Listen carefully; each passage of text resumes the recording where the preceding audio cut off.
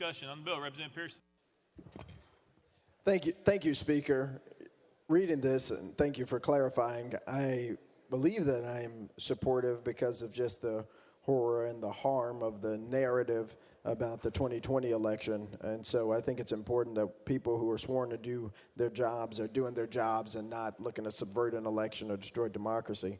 Would this legislation apply if a person pays for this training themselves?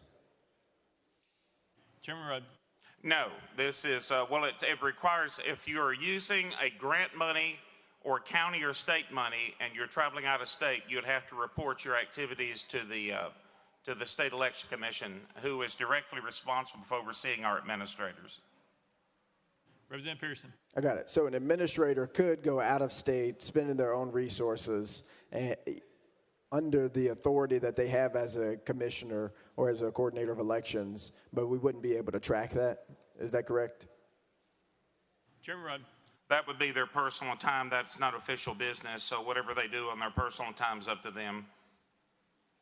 Hang on. Representative Pearson. Got it. Sorry, I'm just tuning this point. If it is in their official capacity, say during work hours to simplify, but they were using their own money to travel, would that be something this would have authority over? Chairman Rudd.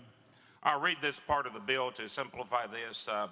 If an administrator of elections attends a training, seminar, or conference or other educational event related to elections, or such event is outside the state, the administrator of elections must file a form prescribed by the coordinator of elections at minimal requesting the following. They have to name the event, the location and date of the event, the identity of the person or entity conducting the event, the number of days attending, the total amount of county, state, or federal funds being used to attend the event. The administrator of elections shall file the form with the State Election Commission.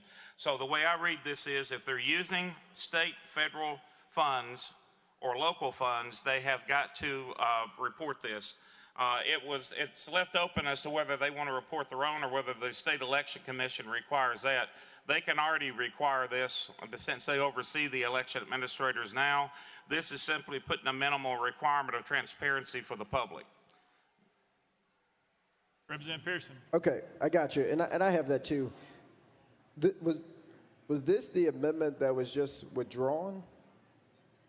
Or is this the bill? I'm struggling because I see what you're saying on the Amendment 1 where it has these clarifications, and then I heard us say that this was withdrawn, so just wanted to clarify. This is the bill that we're on with these requirements that you're articulating. Chairman Rudd. This should be that what we're talking on was the bill that was made in committee, which was drafting code 16897. And we also made the effective, that's the bill that we're working on now. That is the bill that was passed.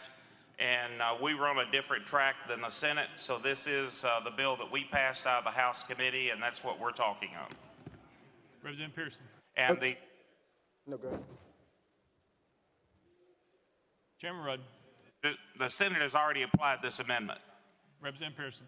Okay, thank you.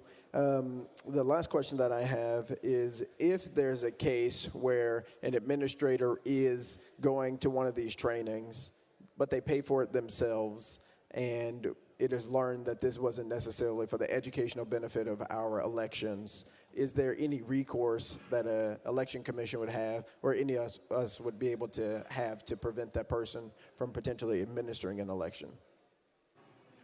Chairman Rudd.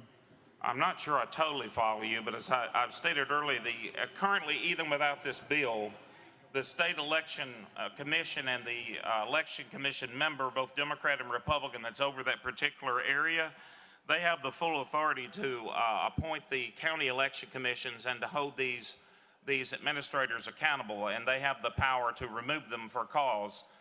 They can already request anything they want. This is simply, we're requiring this so the public has full access in the event that the State Election Commission does not ask for this. This is the minimum that we're asking for, so the public will be able to know at their meetings.